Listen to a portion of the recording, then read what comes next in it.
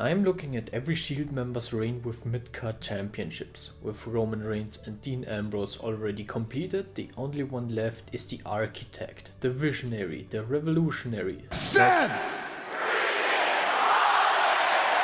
Continuing the pattern, Rollins' first mid-card strap came in the colors red, white and blue when he won his first United States Championship in August 2015.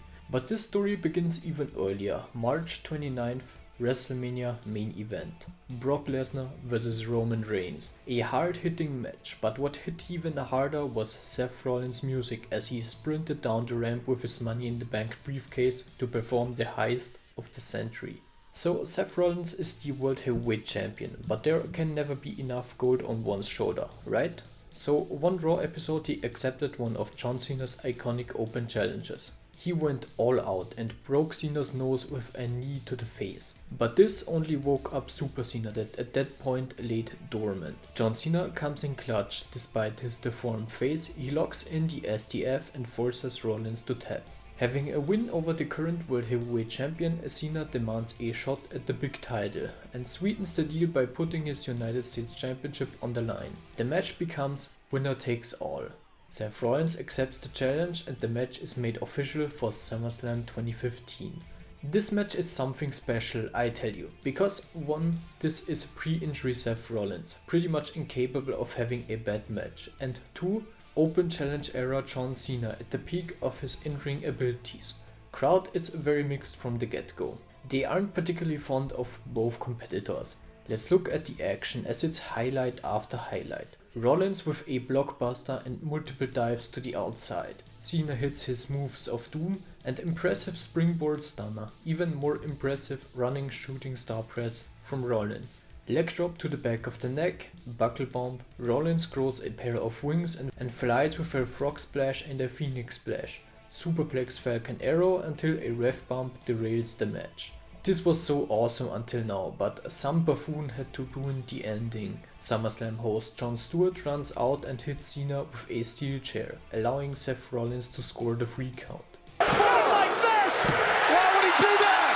Still overall a very nice match, and while Seth Rollins was now a double champion, the first ever World Heavyweight and United States Champion, kind of a big massive deal. Now his Weasley heel character was able to go full force forward. Now he could run his mouth all he wanted, he had all the reasons to. Just look at him being all smug with 2 belts. You really wanted to boo him and punch his face if you could. These are the signs of a good heel. As successful as he was as a character on the microphone and in putting on bangers, he still found himself taking L after L on the weekly shows. A special statue is modeled to celebrate 2-belt Rollins, but it gets destroyed by Sting, who challenges for the WWE title at Clash of Champions. The theme of the show is that every main roster championship has to be defended, so the double champ had to pull double duty, because John Cena came to get his US title back. You heard it right, Cena and Rollins ran the magic of SummerSlam back. This time without a bullshit interference. Seth shoulders the man we can see to mock his attitude adjustment, but that gets reversed. AA by the originator and the belt is back in Cena's hands. Rollins already had enough and tried to leave the arena. Cena prevents that because the world title has still to be defended. Sting makes his entrance and somehow loses against the beaten and fatigued architect. But that has more to do with WWE's poor treatment of Sting and less with Seth as a midcard champ. Now let's talk about The Miz as Intercontinental Champion. This seems to be a recurring theme in the Intercontinental title reigns by The Shield. So Miz is in his 8th and final reign as Intercontinental Champion, a championship he won from Roman Reigns by the way. He complains about not having a proper spot at WrestleMania 34, so Seth Rollins comes out and beats him in a non-title match. Finn Balor does the same. General Manager Kurt Angle does his job and schedule a triple threat for Mania. The match kicks off the biggest show of the year and you know, it's a triple threat. It's hard to get triple threats wrong, especially if all 3 participants are as capable as Rollins, Miz and Balor. They hoop for 15 minutes. Moves are constantly chained together.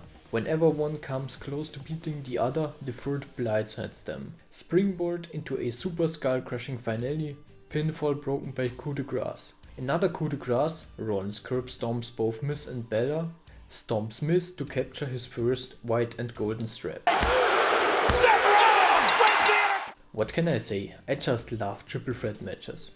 The reign itself felt like Seth Rollins wanted to work overtime. Remember, this is Burn It Down Rollins, where he tore the house down with pretty much everyone he stepped into the ring with. Finn Balor, Kevin Owens, Elias Sampson. There were a few open challenges, so even random guys like Mojo Rawley got a chance to shine. There was a fatal 4-way ladder match, but it was at the Greatest Royal Rumble in Saudi Arabia, an event that's pretty much non-canon. Dolph Ziggler was the one to put an end to this reign with some cheatery. It clocks in at 71 days, in which Rollins really re-established the IC title as the workhorse title. Ziggler with Drew McIntyre always had the upper hand on Rollins in title matches, but at the contract signing for another title match at SummerSlam, Dean Ambrose returned to be in his former Shield brothers' corner. Now the numbers game was even and Seth recaptured the gold. Seth Rollins' second stint was quite a bit longer, 119 days this time, but less happened. Despite the reign being longer than the first, defenses became less frequent. This was probably down to the fact that the Shield was back together. So Roman Reigns was the Universal Champ at the time, Seth Rollins had the IC belt, leaving Dean Ambrose with nothing. October 22nd, 2018 is the day everything went wrong. Roman Reigns came out and had to relinquish his title due to leukemia. The same night Rollins and Ambrose won the tag titles, but Ambrose immediately turned on his tag partner. A feud ensued and Ambrose took the title off Rollins. Heel Ambrose was no good, pretty bad. So let's move on to this point, last Midcard Championship the Visionary held, the United States Championship in 2022. It's Bobby Lashley versus Seth Rollins on Raw. Both competitors are not at 100%, so the match is less than 3 minutes long. Rollins conducts the WWE Universe and, accompanied by a chorus of crowd singing his theme, he hits the stomp and scores the title. Seth Rollins! Let's be honest, this reign is remembered for one baffling booking choice, unmatched to this day, when Austin Theory made an absolute clown of himself.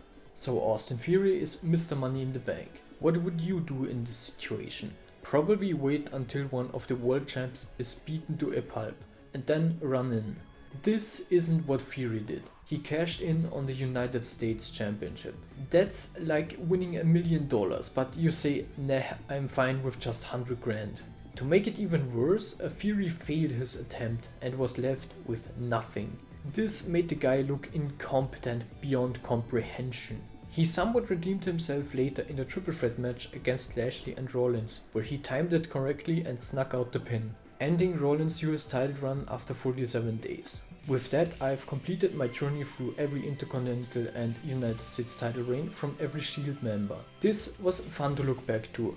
Now it's your turn to tell me what you think in the comments. You've been watching WWE. The best things in wrestling.